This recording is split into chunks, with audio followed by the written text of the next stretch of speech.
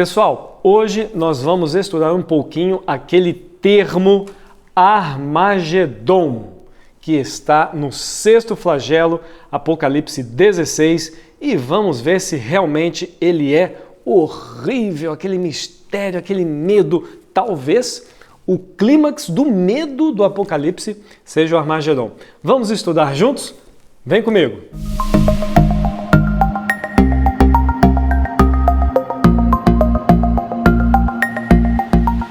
Existem algumas ideias ao redor do Armagedon que trazem medo, mas ao mesmo tempo trazem segurança para os cristãos ou os estudiosos da Bíblia. Hoje eu vou trazer pelo menos 4 ideias que são as mais comuns, as mais famosas, para a gente poder trabalhar com esse medo. Afinal, é uma realidade, é uma ideologia, as pessoas estão fantasiando. Como é que é essa criatividade toda aí do Armagedon? Então vamos lá.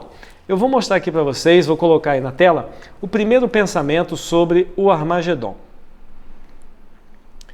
O Armagedon será a última guerra global, com total aniquilamento dos seres humanos. Essa ideia ela está permeando o meio evangélico há algum tempo. Lá na década de 40, a partir ali da Segunda Guerra, quando o mundo estava num colapso, né? Claro, né? A guerra estava acabando ali com metade do planeta. Aí então o que aconteceu? Os Estados Unidos lançaram a bomba atômica sobre Hiroshima e Nagasaki. Foi horrível, né? Nunca se viu algo tão trágico, né? Tão violento. E aí então várias reflexões surgem, e uma das reflexões que surge é a seguinte: o homem agora ele tem o poder sobre a morte. Olha que curioso, né? A morte sempre teve o poder sobre o homem, agora o homem ele domina a morte. Esse foi inclusive um dos pensamentos de Churchill, Winston Churchill, o primeiro-ministro na época da Primeira e Segunda Guerra lá da Inglaterra. E o general Douglas MacArthur, após a destruição de Hiroshima, ele declarou uma das frases que ficou muito famosa, né? Algumas frases de Segunda Guerra ficaram muito famosas. Uma delas foi essa. Diz o seguinte: tivemos nossa última oportunidade. Se não formos capazes de estabelecer algum sistema maior e mais equilibrado, o Armagedon estará às nossas portas. Ele estava se referindo à política internacional, à segurança, à diplomacia, o equilíbrio interno dos países que se reflete no desequilíbrio externo.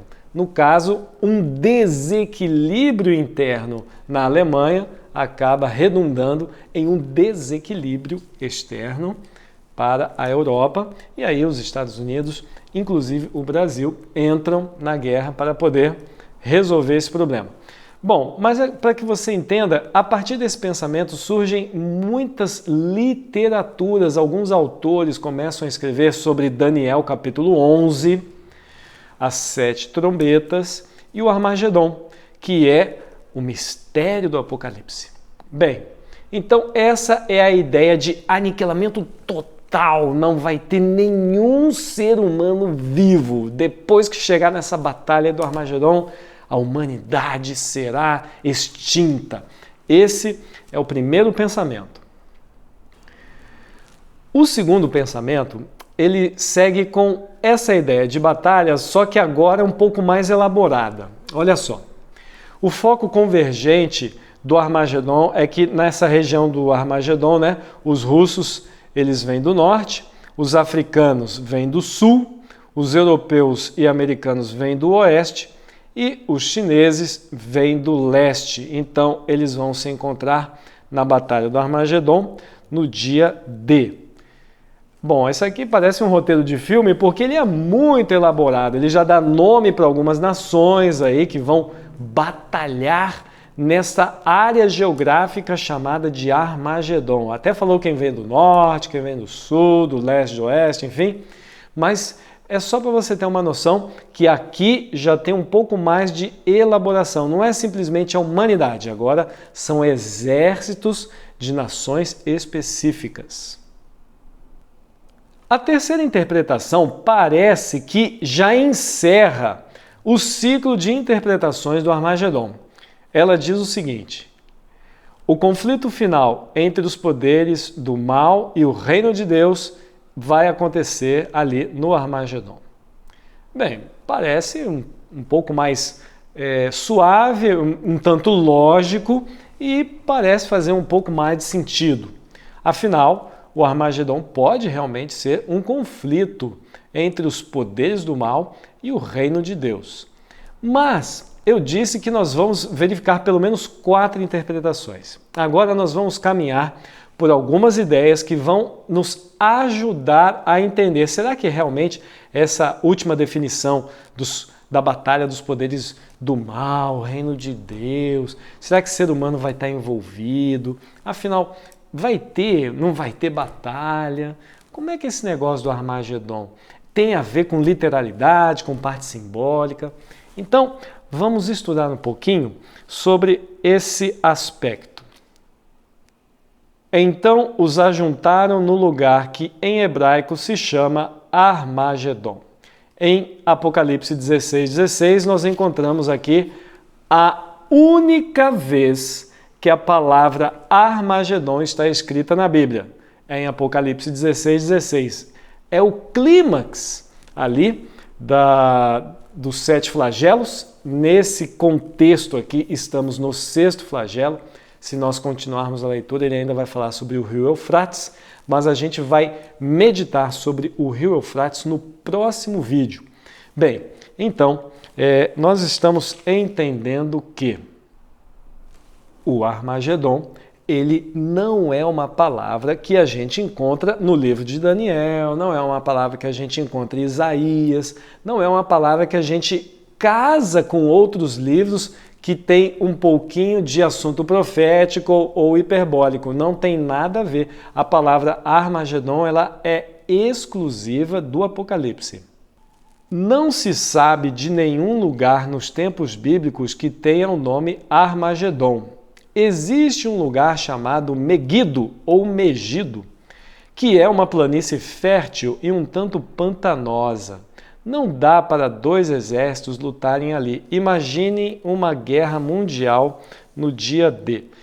Nós estamos percebendo que se a palavra Armagedon só existe em Apocalipse, então aonde é que existe geograficamente esse Armagedon? Então os estudiosos começaram a pesquisar, ver se não existe alguma outra localidade e eles descobriram que o nome mais aproximado de Armagedon seria Megido ou Megido.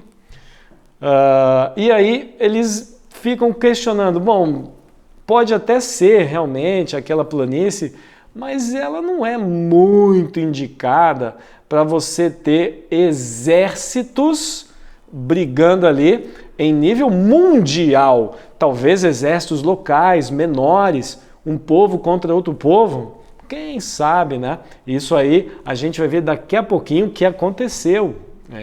Só que existem as suas limitações, naturalmente, claro. Vamos ver um outro ponto para nos ajudar a entender essas questões aí, essas problemáticas. João disse que Armagedon é uma palavra hebraica. Entretanto, os estudiosos em idiomas bíblicos sugerem que em grego a palavra traduzida para o hebraico deveria ser Har Megido, que significa montanha de Megido. E, mais uma vez, não existe nenhuma montanha com esse nome. E uma montanha não seria o lugar para 2 exércitos lutarem. Bom, existem batalhas que surgem e já aconteceram em montanhas. O próprio Brasil, ele lutou na Segunda Guerra, na famosa Batalha do Monte Castelo. Mas é óbvio, ali são lutas e batalhas menores, de menor proporção, mais localizadas. Se você pegar que o Armagedon é um evento mundial, de uma grande batalha, uma montanha provavelmente ela vai servir apenas como uma breve passagem, ela não vai conseguir servir como o melhor cenário para isso daí. Vamos ver a próxima problemática. Outra sugestão seria a provável pronúncia de Armagedon estar incorreta. Talvez O correto seria Harmoedet, pois esse nome existe em Isaías 14:13, referindo-se ao monte onde Deus fixa seu trono e o demônio tenta ocupar esse lugar. Veja, aqui não é a grafia errada, aqui é a pronúncia errada. Essa é uma hipótese. Afinal, em Isaías 14:13, essa palavra existe, está lá, o demônio tenta ocupar o lugar de Deus. Bom, vamos para a quarta problemática. Outra sugestão seria a possibilidade da verdadeira palavra ser Ramigdo, que significa seu monte frutífero, o famoso Monte Sião. Alguns dicionários e estudiosos sugerem essa opção como a mais racional, já que os 144.000 e a multidão de santos se encontram no Monte Sião, além das profecias de Joel e outros capítulos de Apocalipse. Bem, então se as profecias de Joel apontam para o Monte Sião, vamos dar uma lida em Joel capítulo 3, para a gente poder meditar essas pistas se realmente nos levam a esse pensamento? Apressai-vos e vinde, todos os povos em redor, e congregai-vos. Para ali, ó Senhor, faze descer os teus valentes. Levantem-se as nações e sigam para o vale de Josafá, porque ali me assentarei para julgar todas as nações em redor. Ué, você está falando do Armagedon, mas aqui é Vale de Josafá? É isso mesmo, não está errado não. Aqui existe o seguinte, em 2 Crônicas, no capítulo 20, um dos reis mais queridos da história de Judá, que se chamava Josafá, ele passou por um momento terrível. Os amonitas e os moabitas foram atacar Judá. E então Josafá ficou arrasado, muito triste, o coração apertou. Ele então ora, ele clama a Deus. É uma oração muito bonita. Se você ler o capítulo 20, de 2 Crônicas, você vai ver que é uma história muito legal. Aí, Deus responde à oração de Josafá. Ele envia um profeta. O profeta diz para ele, Josafá, você se reúne aí com seus guerreiros, você pode ir para lá e tal, mas você não vai lutar não, é Deus que vai libertar você, Deus é que vai te ajudar. Puxa, ficou linda essa resposta e Josafá ficou tão empolgado que ele não reúne um exército, ele reúne os levitas e sacerdotes, leva um coral. E aí ele diz uma das frases mais lindas e famosas da Bíblia, que está nesse contexto aqui para nós entendermos o Armagedon. Olha só onde nós vamos parar. Crede no Senhor vosso Deus e estareis seguros. Crede nos seus profetas e prosperareis. Gente, é impressionante. Josafá, ele recebe a segurança de que Deus ele vai vencer a batalha. Josafá, então, reúne o povo e ele fala, olha, Deus respondeu e eu quero deixar bem claro para vocês, crede em Deus e vocês estarão seguros, crede nos seus profetas e prosperareis. Essa é uma passagem muito linda, nós usamos bastante na igreja, nos nossos estudos, e o contexto é de segurança. Bom, aí, se você continuar a leitura, você vai ver que no verso 24 nós temos o seguinte pensamento. Tendo Judá chegado ao alto que olha para o deserto, procurou ver a multidão, e eis que eram corpos mortos, que jaziam em terra sem nenhum sobrevivente. Josafá chega ali com o povo, e aí o que acontece? Todos estavam mortos. Amonitas e moabitas brigaram entre si, um matou ao outro, até que finalmente não sobrou ninguém. E aí, quando Judá chegou lá, eles passaram 3 dias recolhendo, então, os despojos de guerra. Deus libertou Josafá. E ali ficou conhecido como Vale de Josafá.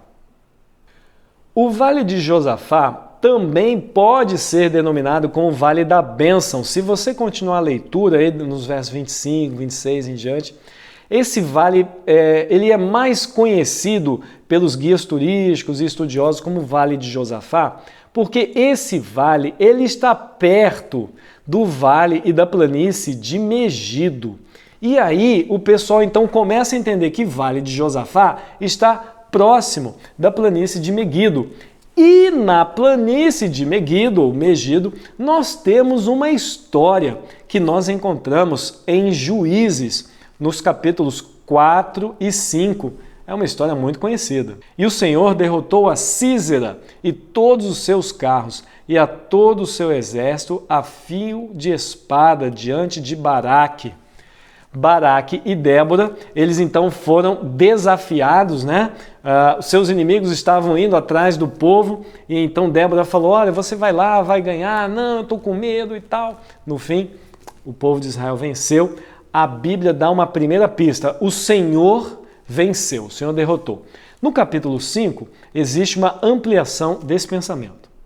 Desde os céus pelejaram as estrelas contra Sísera, desde a sua órbita o fizeram. O ribeiro Quizon os arrastou, Quizon, o ribeiro das batalhas. Avante, ó minha alma, firme! Quizon, se a gente colocar um mapa aí para você ver, Quizon, ele está, é um rio, né, um ribeiro que vai em direção ao norte e ele está cortando, margeando ali a planície de Megido, que nos leva um pouco mais ao sul, ao Vale de Josafá. Então, Quizon e a planície de Megido, eles formam uma ideia para a gente poder ter uma noção que realmente houve uma batalha, existe sim uma história onde o povo de Israel foi vencedor, mas nesses dois episódios eles foram vencedores porque Deus venceu essas duas batalhas. Uma outra história muito bonita é a história de Gideão. Lembra que ele conseguiu 300 homens? Ele reuniu um monte de homens, aí foi um saindo e tal, Deus foi orientando até que finalmente ficaram com 300 homens. Bom, o que aconteceu? Vamos ler Juízes capítulo 6. E todos os midianitas e amalequitas e povos do Oriente se ajuntaram e passaram e se acamparam no vale de Jezreel. Então o Espírito do Senhor revestiu a Gideão, qual tocou a rebate, e os asbiezeritas se ajuntaram após dele. Esse vale de Jezreel, ele também está perto ali da planície e do vale de Megido. Bem, aonde eu quero chegar com isso, meus amigos, é que tanto na história de Baraque, tanto na história de Josafá, tanto na história aqui de Gideão, essas áreas geográficas que apontam uma possível ideia que o Armagedon estaria ali, elas contam uma história que eu acho muito bonita, que é a seguinte: Deus, ele venceu essas 3 batalhas, o povo não venceu, foi Deus que venceu. O povo se reuniu, fez a sua parte e foi até a batalha. Quando chegou ali, Deus já havia vencido a batalha. Ou seja, o povo não ficou em casa tomando água de coco e assistindo Netflix porque Deus estava ali. Não, não, não. O povo estava com medo, clamou a Deus, Deus orientou seus juízes, seus profetas, seu rei, no caso ali Josafá, e eles então se reúnem, oram, clamam, combinam, marcam um dia combinado ali, vão para a batalha e aí Deus trabalha. O homem junto com Deus fazem uma parceria incrível. Bom, lembrando que Armagedon não existe em nenhum livro da Bíblia. E essas 3 batalhas estão numa grande área geográfica, próximas umas das outras, e elas contam a história da libertação que Deus deu ao povo.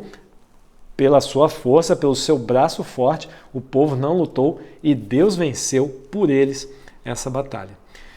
Algumas lições que nós precisamos entender. O povo foi liberto muitas vezes.